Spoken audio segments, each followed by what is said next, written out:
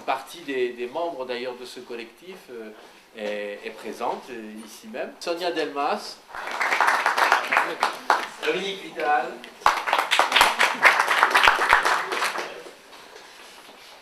Catherine Jarrette, voilà.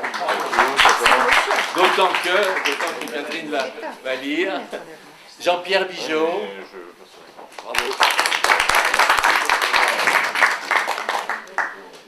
José Luchnik.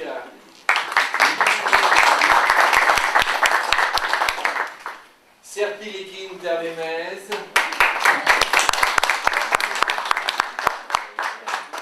Josiane. Je n'appelle que Josiane. Josiane, c'est la plasticienne, c'est celle qui fait des poèmes avec les couleurs et les formes. Et donc vous voyez certains éléments ici. Et en particulier, cette petite composition qui fait partie qui constitue la page de garde du livre. Alors, écoutez, on va essayer d'être rigoureux dans cette soirée parce qu'en fait, à la fois elle se veut conviviale, mais elle se veut très sérieuse. Voilà. Pourquoi très sérieuse? Parce que l'histoire même de la formation de ce collectif s'inscrit dans un contexte qui était tout de même un contexte de gravité, si je puis dire, puisqu'il s'est constitué au début de l'année 2015, c'est-à-dire très précisément il y a pratiquement un an. Voilà. C'était au cœur même des premiers événements graves qui s'étaient produits sur Paris, lesquels évidemment événements avaient généré beaucoup d'émotions et beaucoup de manifestations qui n'étaient peut-être pas toujours à la hauteur de ce qu'aurait dû ou ce qu'aurait pu être une émotion politique digne de ce nom. Et d'ailleurs c'est un petit peu dans le but de non pas s'inscrire en faux systématiquement, mais en tout cas de se distinguer, pas au sens, je veux dire, prétentieux du terme, hein, mais de se distinguer, c'est-à-dire de ne pas rester dans cette espèce de masse, de magma consensuel qui s'exprimait autour de ces événements et qui avait tendance, disons, alors, moi je dirais, je me permets de parler au nom de tous, mais chacun dira ensuite ce qu'il a envie de dire, y compris contradictoirement à ce que je dis. Mais disons, voilà, l'objectif c'était quand même de dire, voilà, dans cette période, il y a un certain nombre de discours qui se tiennent, y compris de propos qui sont publiés. J'en citerai un, la poésie sauvera le monde, qui nous ont semblé assez indécents. Voilà. Qui nous ont semblé assez indécents, ou du moins relevaient d'une espèce d'égophagie, ou de contamination de l'ego, voilà, qui fait que tout d'un coup, dans ces lieux, dans ces périodes de crise, il y aurait que le poète, il y aurait que l'artiste qui tout d'un coup aurait quelque chose d'important à dire et qui viendrait sauver le monde ou sauver la situation. Et ça nous paraissait extrêmement, pour certains d'entre nous, extrêmement désagréable.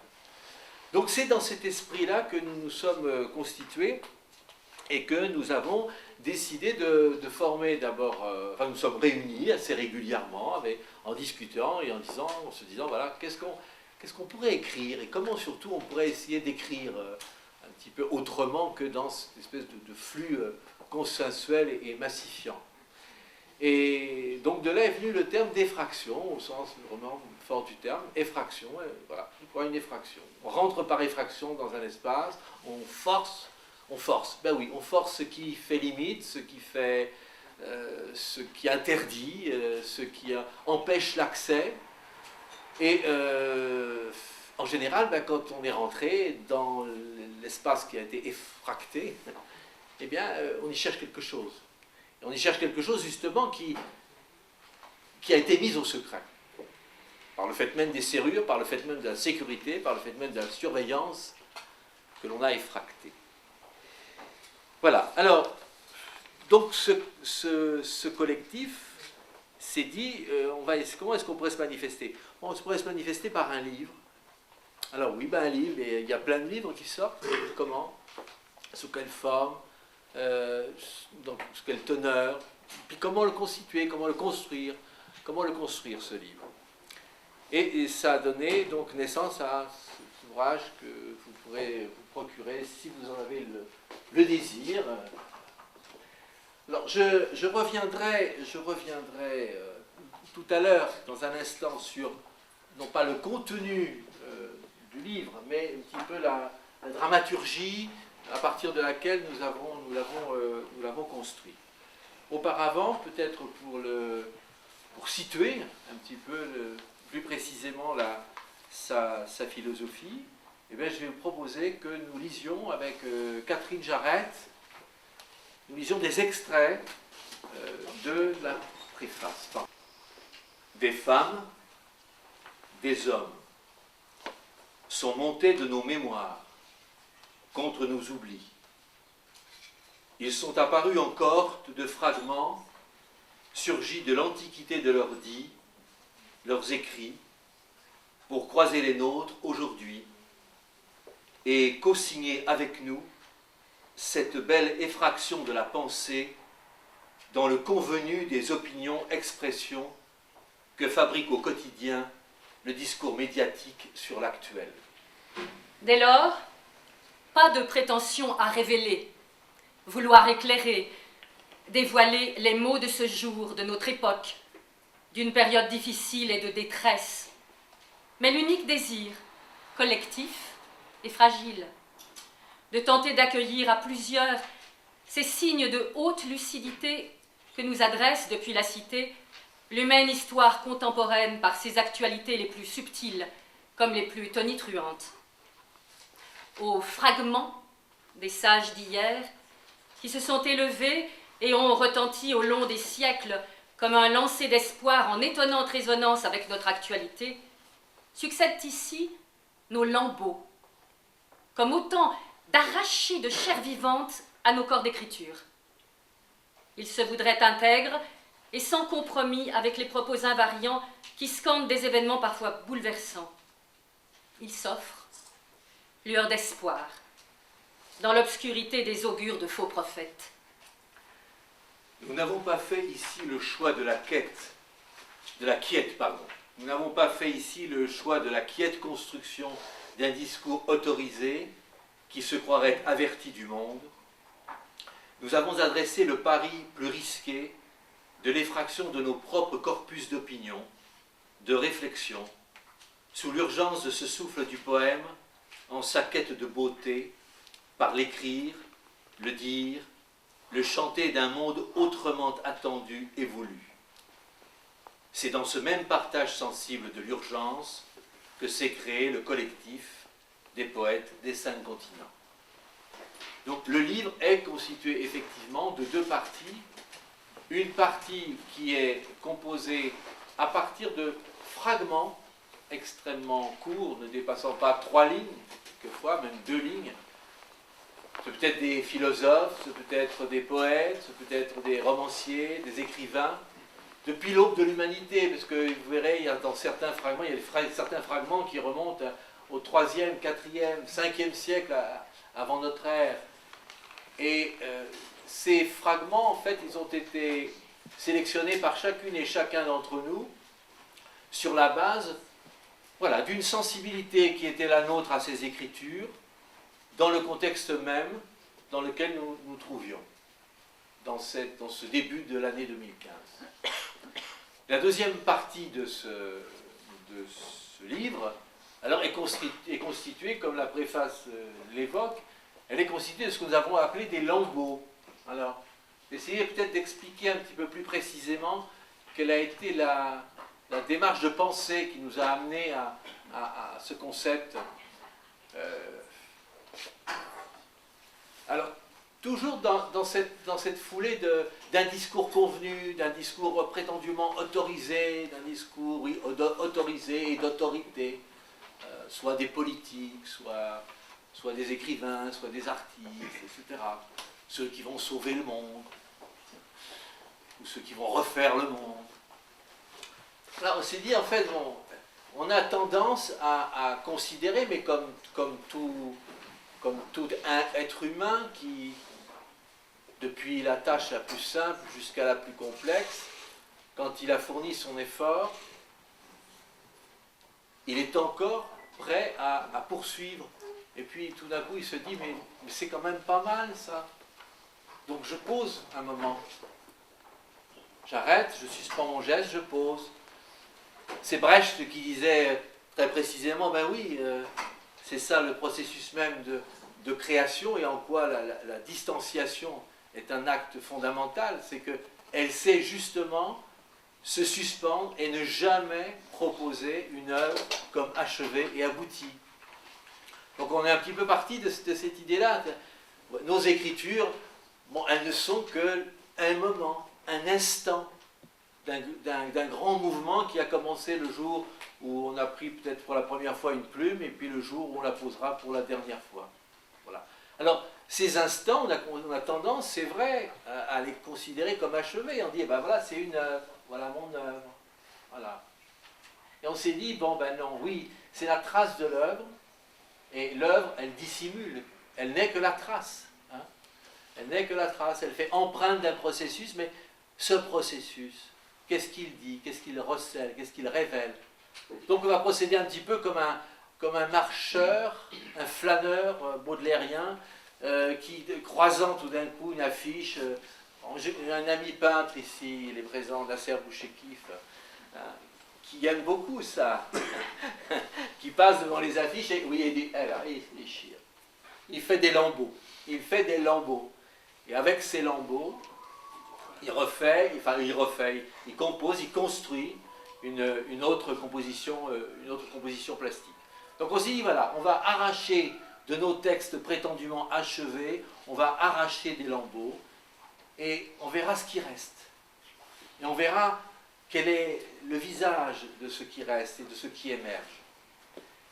Et ce qu'il y a, je crois, d'assez original dans ce livre, c'est que ce qui reste, une fois les lambeaux arrachés, eh bien, je dirais, c'est cette espèce de continuum de la pensée humaine lorsqu'elle s'expose à tous les vents de la liberté de penser. Et c'est cela qui, donc...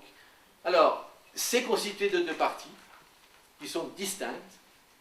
Le lecteur, donc, peut cheminer, se promener, se errer d'un fragment à un lambeau, et c'est lui-même qui va créer, retrouver ou créer nouvellement la résonance entre la pensée de Confucius et puis la pensée du pataphysicien Dominique Vidal en 2016 ce soir. Voilà. C'est l'esprit dans lequel nous avons voulu travailler, et je reviendrai tout à l'heure au moment de l'introduction du débat que nous voudrions avoir avec vous, je reviendrai sur les enjeux pour nous, les enjeux politiques et esthétiques de ce type de démarche. Avant de procéder donc à la lecture du montage que nous avons opéré, j'ai proposé à demander à notre ami... Il est 5 heures. Je suis le dauphin de la place Dauphine et la place Blanche à mauvaise mine. Les camions sont pleins de lait, les balayeurs sont pleins de balais. Il est 5 heures déjà. Paris s'éveille. Paris s'éveille. Les travestis vont se raser, les stripteaseuses sont rhabillées. Les amoureux sont fatigués, les traversins sont écrasés. Il est 5 heures. Paris, Paris, Paris, ah Paris, Paris, Paris, Paris, s'éveille. Paris s'éveille. Le café est dans les tasses, le café nettoie leur glace. Et sur le boulevard Montparnasse, la gare n'est plus qu'une carcasse. Il est 5 heures. Paris s'éveille.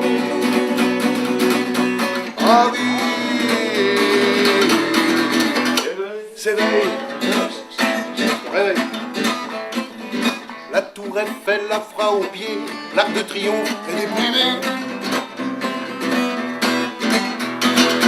Et l'obélisque est bien dressé entre la nuit et la journée. Il est 5 heures. Paris, Paris, Paris, Paris, oh, Paris, réveille. Paris s'éveille. Les journaux sont imprimés, les ouvriers sont déprimés.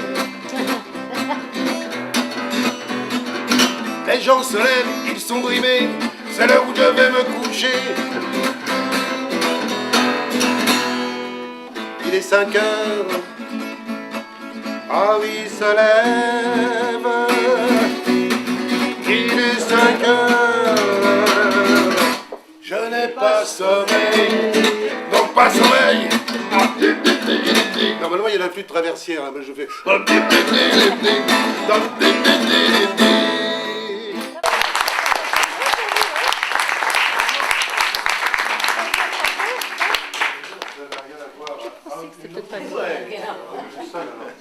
Ça n'a rien à voir avec vous, hein. Une chanson que vous connaissez tous certainement aussi. De Georges Brassens, Histoire de faussaire, hein, c'est pas...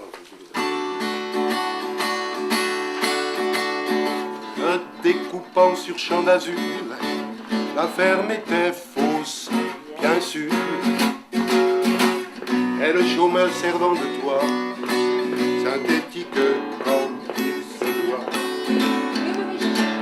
Au bout d'une allée de faux buis, on apercevait un faux puits, du fond duquel la vérité n'avait jamais dû remonter. Et la maîtresse d'océan, dans un habit ma foi saillant, la fermière de comédie, à ma rencontre petit bouquet soudain, c'est parce que je me suis paru terre dans ce jardin, près des massifs de fausses fleurs, au front les plus vives couleurs, ayant foulé le faux gazon, je la suivis dans la maison, où brûlait sans se consumer un genre de feu sans fumée. Face au faux buffet Henri II, aligné sur les crayons de la bibliothèque en faux bois, faux bouquins achetés au poids. Fausses aubusson, fausses armures, faux tableaux d'un maître au mur, fausses perles et faux bijoux, faux grains de beauté sur les joues. Faux ongles au bout des menottes, piano jouant des fausses notes, avec des touches de devant, alors ivoire aux éléphants. Heureusement.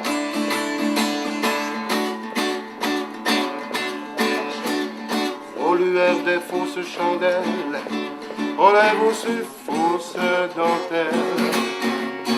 Elle a dit mais ce n'était pas sûr, c'est mon premier faux pas.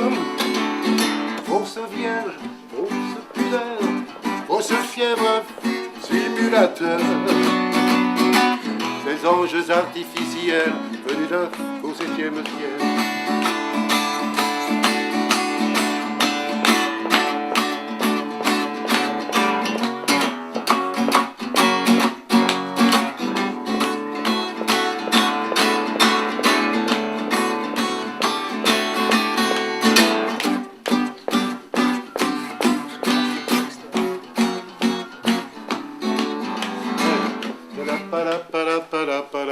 Alors, dire les couplets, la seule chose un peu sincère dans cette histoire de faussaire est contre laquelle il ne faut peut-être pas s'inscrire en fond. C'est mon penchant pour elle, les mots au point du côté du poumon. Quand amoureuse, elle tomba d'un faux marquis, d'un vrai marquis de Carabas. En l'occurrence, Cupidon se conduisit en faux jeton, en véritable faux témoin, et Vénus aussi néanmoins. Ce serait sans doute mentir, par omission de ne pas dire que je leur vois quand même une heure authentique de vrai bonheur. Que je leur dois quand même une heure authentique de vrai bonheur.